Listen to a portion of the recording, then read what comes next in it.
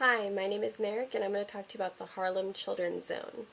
It all started as an experiment back in the 1970s, originally as a truancy program to try and help with getting children in school and parents bringing their children to school or encouraging their children to go to school and not dropping out and being absent a lot. So Jeff Canada is now the president and CEO of the Harlem Children's Project, and he swooped in the 1990s and really just revamped and broadened the program and also allowed and received a lot of funding and just took the program and ran with it and really just had a lot of amazing ideas. Very innovative. Uh, Not only does his plan include education, but it also includes social and medical services as well for children and families in the community. The idea is that if children are not afraid to, say, get shot on their way to school, if they're not thinking about gangs and violence, maybe if they have breakfast in the morning, they're going to be able to focus on their test and learning math instead of wondering what's going to happen to them when they try to walk home from school in the afternoon. Just basically, children will actually be able to focus on school. Families now have hope because of this project. Parents want their children to have opportunity, and that's kind of the first step of all of this, is if parents want their children to succeed, then they're going to put their children in these programs. So parents have to want this for their children to ever really have a chance. If children can believe they can go on to college, then this gives them not only hope, but belief in themselves and that their own personal self-worth. So these kids are coming in and dealing with the counselors, say in kindergarten, and not even really knowing the concept of college or being very timid about it. And by, say, 5th grade, they know that they want to work towards college and get out and experience new things. This program was designed to help children from birth up through college aged. So education and social enrichment occur both in school and after school programs. This is helping keep kids out of trouble and off the streets as well. There's a boys and a girls club once the kids get a little older, middle school age, to really help kids with the issues that they're going to face as a male in Harlem or as a female in Harlem. The gap is now closed between blacks and whites on standardized testing.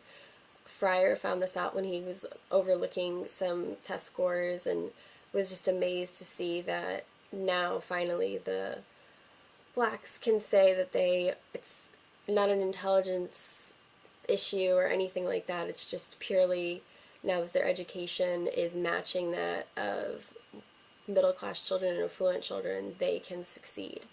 So that was a big deal in the success for the Harlem Children's Zone. Children have to want to come back to Harlem after they go off and finish college in order for this whole program to work and for the betterment of the community at large. If the community is still doing poorly and these children get out and they go to college, they're not going to want to come back. And so therefore the community is just going to continue to maybe produce some good eggs, so to speak, but they're going to go off and find something better rather than come back home. And unfortunately that would mean that the problems that are in Harlem currently will just fester and continue. So this, if the no longer children, if the adults come back after college and the children that are going through the Harlem Project at that point are in the community at the same time, they think that that will be what is going to be known as the tipping point. So that'll be when the society and the neighborhood at large turns around. Harlem is improving, but it's a slow process. Every service that the program provides is free, even down to dental visits. The pipeline is what the program is kind of, the actual structure has been coined. It starts with school, and then of course there's the after-school programs, the medical and the community outreach. The program itself is baby college for the adults, teaching parents to influence their children to want to be educated. And then the Harlem Gems is the preschool program to get the kids ready for school.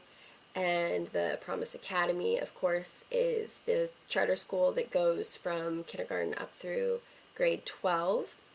And the Peacemakers are a organization for the public school system in Harlem for the kids that cannot get into the charter schools, because obviously there's too many students for the amount of openings in these charter schools.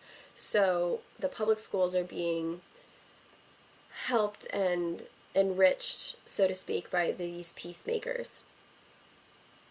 The Promise Neighborhoods initiative was brought on by President Obama because he was so excited about the success and the promise of the Harlem projects, and he started a program similar to the Harlem Children's Zone in 20 cities around the United States, and it's being funded and hopefully growing.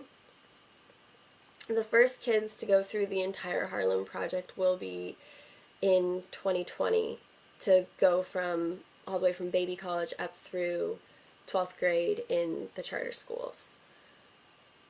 The longevity of this success has not been proven yet. It's just too early to tell if it will continue to succeed and totally turn the community around. Is it possible, is the question that everybody's wondering. Jeff Canada sincerely believes that it is 100% possible, so I hope he's right. And the community outreach at this point has not been proven to actually affect the effectiveness of the charter schools and the education itself. They're, at this point, only proven to be mutually exclusive and beneficial, but not mutually inclusive. So we will see how it continues. Thank you.